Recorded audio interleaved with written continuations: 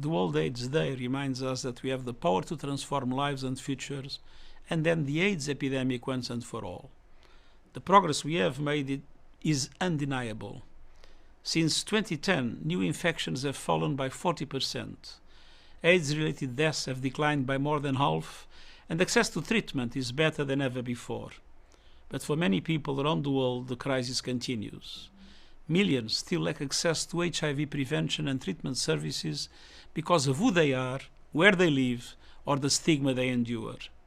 Meanwhile, reduced resources and services are putting lives at risk and threatening hard-won gains.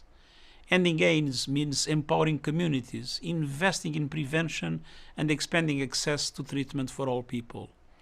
It means uniting innovation with action and ensuring new tools like injectables reach more people in need.